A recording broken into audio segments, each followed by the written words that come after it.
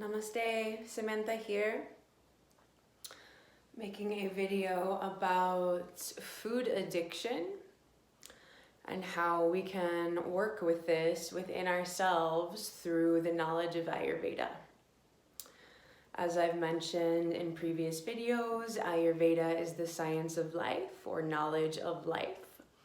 And through this science, the sacred science, we can harness great power, great vitality through our bodies, through food, through lifestyle practices. Ayurveda is 5,000 years old or more and was really kept alive by the grandmothers. It went underground once society became more, quote, modern, if you will, and was kept alive by families that knew that this knowledge worked, that wanted to heal themselves and heal their families and not depend on outside sources for healing. So we're going to talk a bit about Ayurveda and food addiction, food and the mind, and how it all ties together. So addiction, all addiction, whether it be food, drugs, sex, an addiction to a certain feeling, all stem from a lack, a feeling of lack from within, a disconnection from source, a disconnection from the whole. We forget who we are, that we are a soul having a human experience, and we attach to external stimulus, to material things, and so forth. And none of those things actually fill this deep inner longing. So addictions arise, and food addiction is something very close to me personally. I've always been a food addict my entire life, was always overweight, and only through Ayurveda did I seek some balance, Before it was, oh, I ate a bunch of food, I have to punish myself now by working out a bunch, or that type of vicious cycle. And that's not healthy for your body, your mind, or your spirit. The Ayurvedic endeavor is to work on all of the levels of the body, the mind, and the spirit, and really develop a deep inner satisfaction through our relationship with food. Food can be used for protection. Some people overeat to gain weight, to protect themselves in this way, even though it's probably totally subconscious. Food is, of course, for pleasure. Food is deeply ingrained in our lives. We eat every single day, and the body literally becomes that which you eat. So speaking of the body, Ayurveda and certain yogic philosophies state that we are made up of elements, and everything in the universe is made up of these elements, including our food. So it's earth, water, fire, air, and ether. And that may sound slightly esoteric, but earth is your structure, your bones. Water is the fluids in your body. Fire is your metabolism. Air is the breath coming in the lungs. And ether is the spaces in the body and the space that you take up, the space containing all of these elements, all these things. So in this way, it sounds very poetic and esoteric, but we can all relate to that. Bones, fluids of the body, metabolism, and so on. We all feel that in our bodies.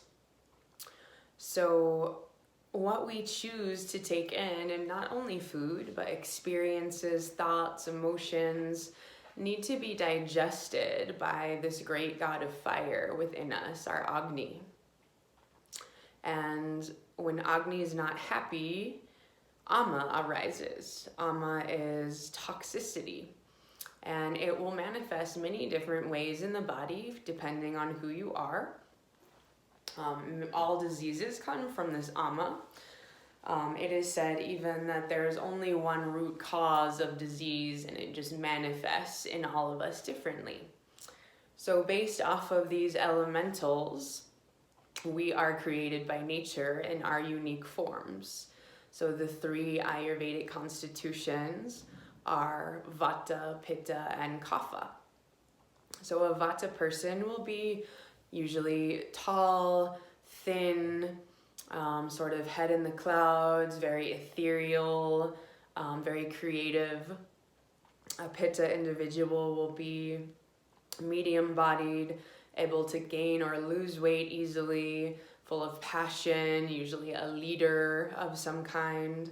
And a Kapha person tends to be larger in the body, softer, very beautiful, big eyes, very kind in nature.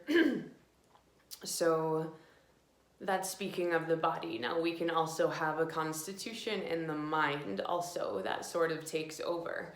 So without overcomplicating this, we're just sort of sticking with the body right now. For example, I am a tri-constitutional person for the most part. I have all of these elements in me in a pretty equal way, or constitutions in me in a pretty equal way, but my body is very, very Pitta. And I became very imbalanced in a Vata way from eating all raw food. I became too thin, very cold. I stopped getting my monthly moon and was totally freaked out by thinking that I was this healthy vegan doing all these right things, and granted was totally going against my nature, how I was made. And that's called our Prakriti, how we are made by nature, our Prakriti. So the imbalance or dosha comes in the Vikriti. How are things now? What is happening in the body and the mind now? If that is different from how you were made, dosha can arise. Dosha means imbalance. So I am a Pitta Vata person with a Vata dosha. And I treated myself through food, yoga, meditation to come back to a healthy Pitta state. So earth, water, fire, air, ether, coming into the taste of food, the rasas. There are 6 rasas in Ayurveda: sweet, salty, sour, bitter, pungent, and astringent. And all of these tastes have different actions and do different things in our bodies and our minds. Sweet is earth and water, salty is fire and water, sour is fire and earth, bitter is air and earth, pungent is fire and air, and astringent is earth and air. So when there's an imbalance, to alchemize or come to center, we would bring in the opposite. And it's actually very simple. For example, if it's summertime and very hot outside, you're probably not going to be craving really hot, grounding food. You'll probably be craving something light and cooling. So that's Ayurveda right there. Ayurveda goes by the season as well as our nature. But looking deeper into the addiction part of the talk, we all need all of these rasas, sweet, salty, sour, bitter, pungent, astringent, in various levels for our Prakriti, our nature. And all of the tastes are designed to really digest the sweet taste. And by sweet, I don't mean candy and sugar. I mean more basmati rice, sweet potatoes, those types of foods. Ayurveda would not suggest any processed food, anything like that. That would cause ama, the toxicity that I mentioned.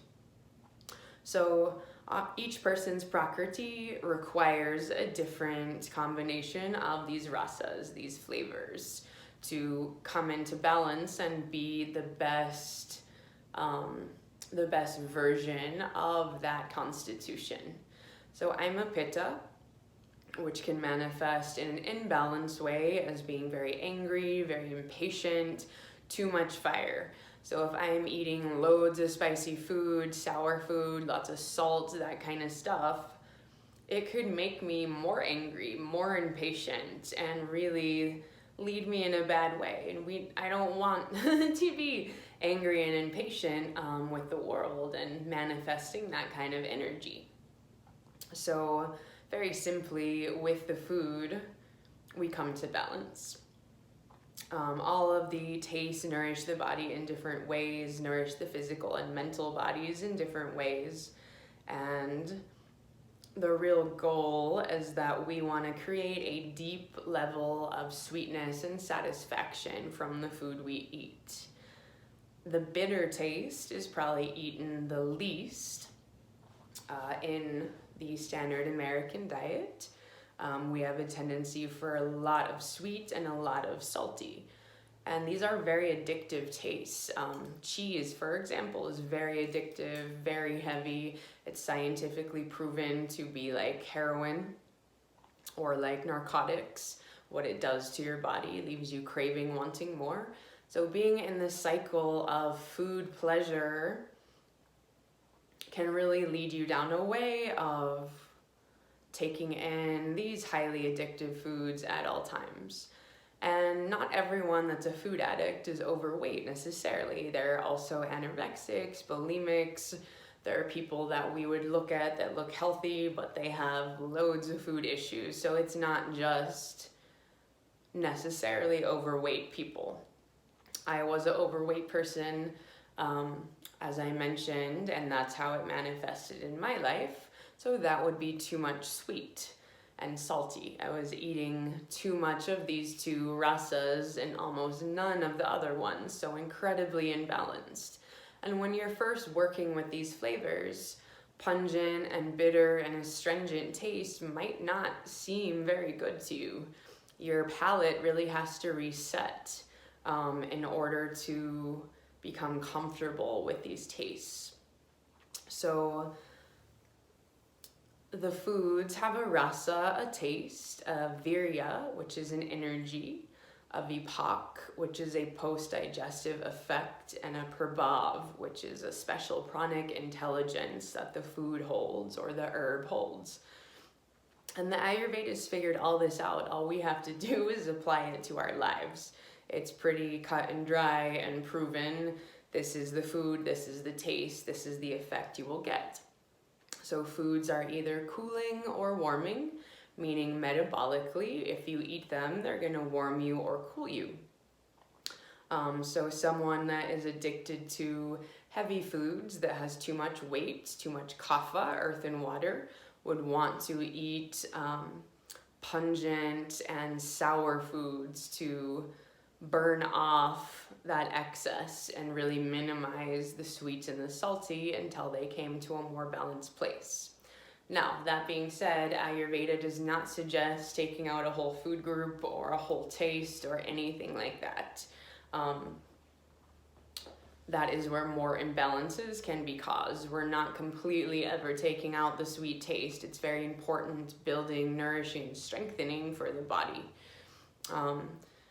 Sweet is heavy, moist, cool, and in your mind, it brings satisfaction. So we need the sweet flavor in the right amounts to feel satisfied from our food.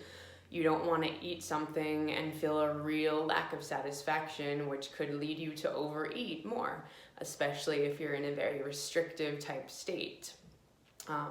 Salty is warm, heavy, a little bit moist, and salt gives us that zest for life in our minds. Zest and wonder in our experience.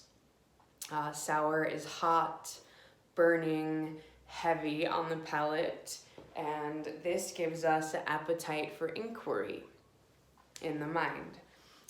Bitter is cooling, light, detoxifying. It's stimulating change and dispelling illusions in the mind.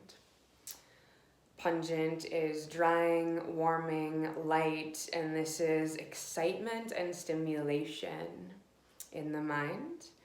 And astringent is cooling, light, drying, bringing the mind inward into the self.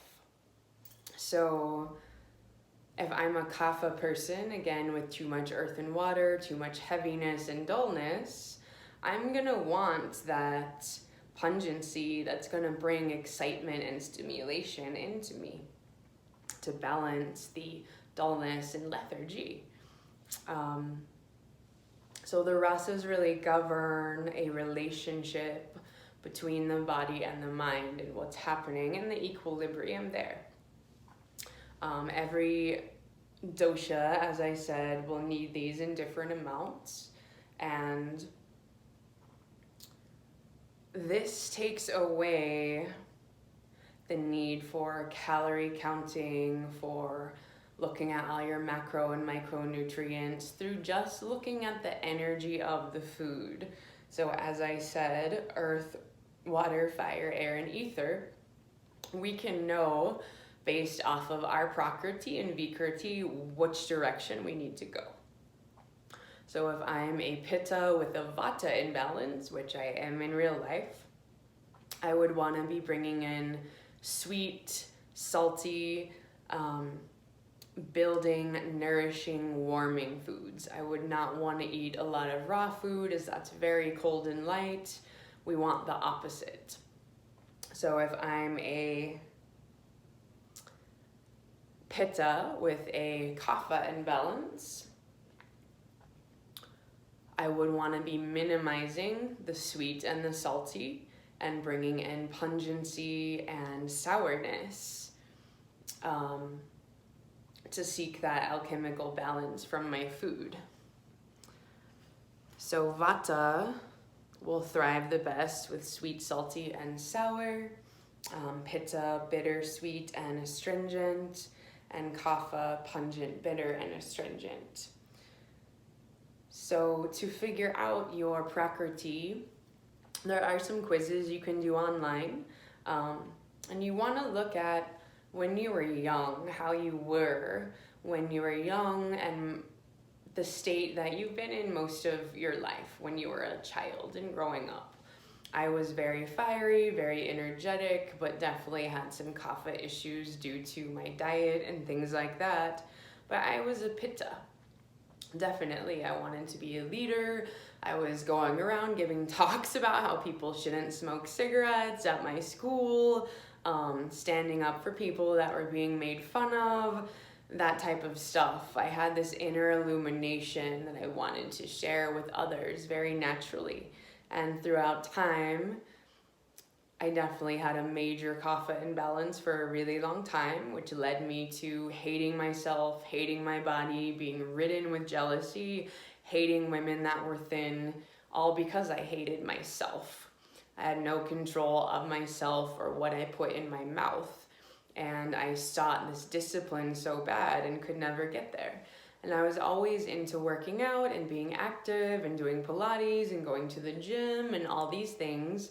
But until I had the knowledge of the food and not in a punishment reward type way, did everything come together. So now, cut to being an adult at this point in my life, I was doing the calorie counting, the macro micronutrients, blah, blah, blah, all of that. And it left me feeling very unsatisfied, very analytical. It was like a whole nother job. So until I brought in the Ayurvedic model and looking again at the energies of the food, was I able to seek this balance. And Ayurveda also will let us know, based off our prakriti and vikriti, the frequency of how much we should eat. For example, vata would want to eat the most frequently, every 4 hours or so. Pitta could go 4 to 6, depending on if you get really hangry. And kapha would want to eat less, either skipping lunch or dinner, doing intermittent fasting. And we also want to eat our largest meal of the day between 10 a.m. and 2 p.m. when the sun is at the highest.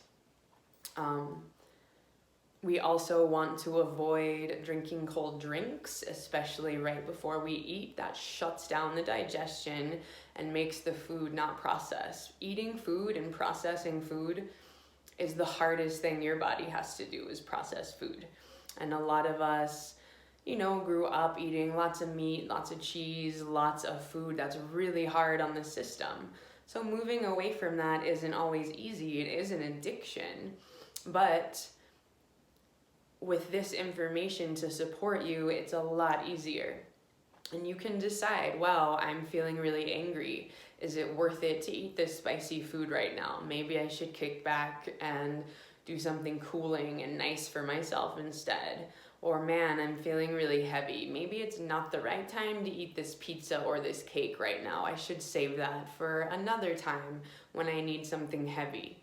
Again, the energy, the energetics of that which you are taking in. Another thing we can do to really kick up the digestion is drink warm fluids, especially drinking water with lemon in the morning. Lemon is a heating element, heating food. So the warmth of the water, the warmth of the lemon, getting your digestion going.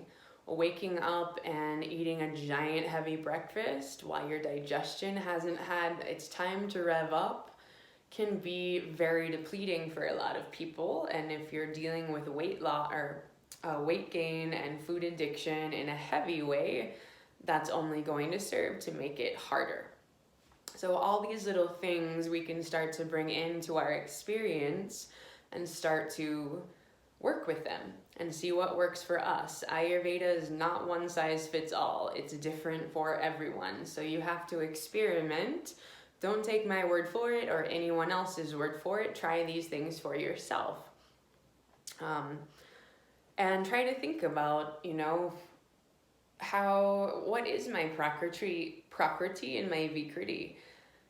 How have I changed since I was a child? Am I feeling too light and undernourished and up in the clouds and vata'd out?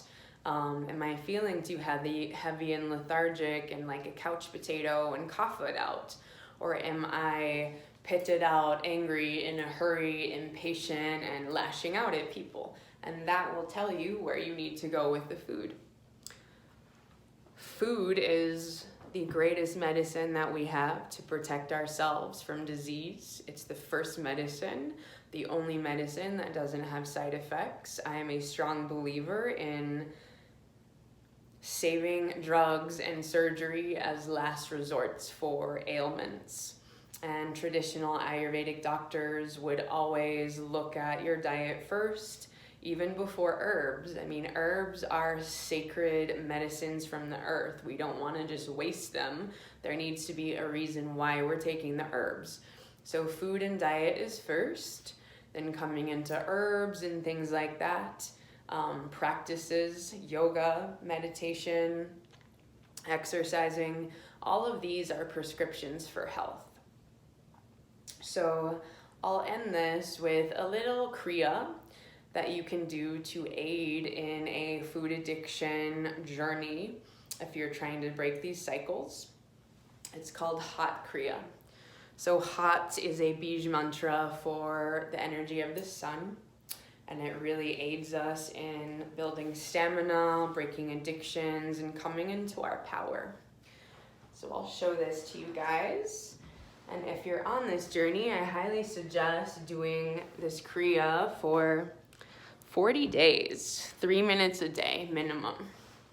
So I'm sitting on my knees here, just like this. And crossing my hands, the right thumb is coming over the left. I'm gonna bring my arms up and back, nice and far, radiating the heart forward, closing down the eyes and bringing my gaze to the third eye. Now, we're gonna chant Hut, and as we chant, pull the belly in, that navel intelligence, really activating the navel, our center, our Manipura chakra, just like this. Hut, hut, hut, hut, hut, hut, hut, hut, hut, hut, hut, hut, hut, hut, hut, hut, hut. So you continue for 3 minutes with the Hut Kriya to help you gain willpower in order to change deep-rooted habitual patterns like addiction, we have to generate great power to back our intention. And it is hard, and it's not linear. You may have great intentions and fall back, have great intentions, eat clean all week, then get drunk and eat pizza. Okay, oh well, get back on. In my journey, I have fallen back many times. I'm 35 years old now and have finally feel like an adult, kind of feel like I have it together, I mean, the food has been my biggest ally in health and balance. And Ayurveda is the only reason. I mean, I hear even people that go vegan and say, oh, it didn't work for me. Well, vegan is a broad term. There are many ways to eat vegan that are very unhealthy. So that's where the Ayurveda comes in to make this personal for you and what you need, how your body was made uniquely. We need to be in line with that dharma of how we are made, of what we are supposed to do in this world. Vatas are creative and ethereal. Pittas are leaders and passionate. Kaphas are sweet and kind and grounded. Your body is an indication of your dharmic purpose in life. And through working with Ayurveda, cultivating this deep sense of satisfaction, you won't hate your body or wish you had a Vata body or a Pitta body. You will come into a grand, beautiful relationship with what you've been uniquely given. Not wishing for something else. Really cultivating what you have and using your power. So I hope you guys enjoyed this information. I love talking about Ayurveda because it's changed my life drastically. I know that it works. Again, I implore you to not just listen to me, try these things for yourself and look into this. Take control. The time is now. When do we do yoga? Now. And Ayurveda is how the yogis prepared their bodies to be high vibrational containers to hold prana, hold life force, hold that which they created in their meditations. We want to be highly pranic beings, and food is a great source of prana. Eating leftovers, food that's been frozen, food from restaurants where you don't know what energy is in that food, all messes with the prana. So learning to cook things for yourself and bringing that joy into your life is so important through your food. Again, we are what we eat. The food literally becomes your body. How magical is that? Your body knows how to break down this food and create you. What could be more magical, right? So anyways, thank you for listening to me. I hope you enjoyed my small talk about Ayurveda and food addiction. And I'll see you guys soon. Thank you.